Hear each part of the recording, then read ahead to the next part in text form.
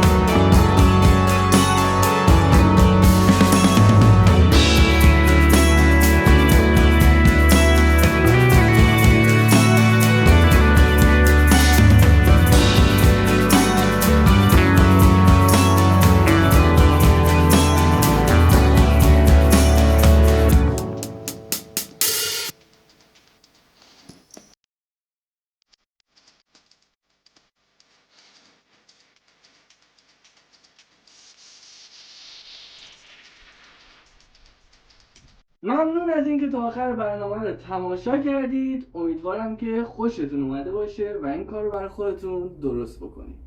بازم میگم از ما حمایت بکنین و اینکه ویدیو رو لایک بزنین، سابسکرایب کنین و ما رو به دوستان خودتون معرفی کنین. تا برنامه بعدی، بدرود.